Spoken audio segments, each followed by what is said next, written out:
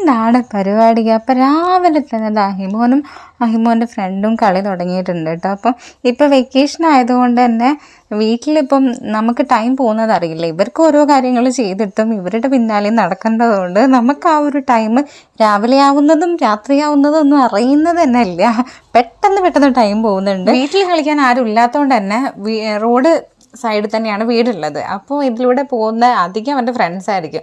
അപ്പോൾ എല്ലാവരോടും കത്തിയടിച്ചിട്ടും പിന്നെ ക്ലാസ്സിലുള്ള ആരെങ്കിലും കുട്ടികളൊക്കെ പോകുന്നുണ്ടെങ്കിൽ, അതായത് കൂടെ പഠിച്ച അംഗനവാടിയിലാണെങ്കിലും സ്കൂളിലാണെങ്കിലും കൂടെ പഠിക്കുന്ന ഏത് ഏജ് ആയാലും അവന് വിഷയമുള്ള കാര്യമേ ഇല്ല. വിളിക്കും, അവരുമായിട്ട് കളിക്കും. അങ്ങനെയാണ് ആളുടെ ഒരു അങ്ങനെ ഇന്ന ആൾക്കാരോട് മാത്രമേ കളിക്കൂ എന്നൊന്നുമില്ല. എല്ലാവരോടും കമ്പനിയാണ്. ഏജ് ഡിഫറൻസ് ഒന്നുമില്ല. ഏത് ഏജ് ആൾക്കാരോടും അവൻ ഭയങ്കര കമ്പനിയാണ്. അപ്പം അവൻ്റെ കൂടെ അംഗനവാടിയിലൊക്കെ പഠിച്ചിട്ടില്ല. ഇപ്പം ആൾ 1ാം ക്ലാസ്സിലാണ്.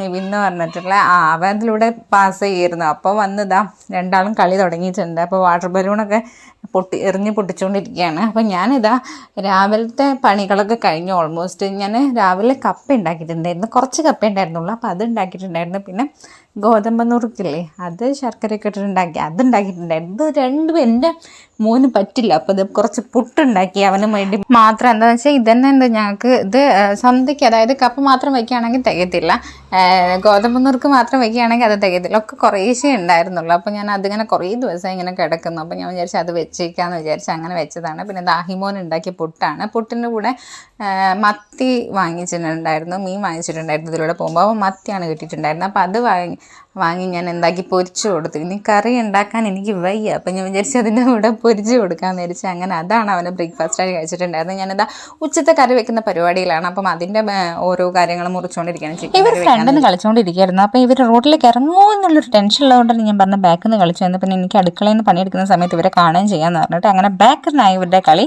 അപ്പോൾ ഓക്കെ, ബൈ.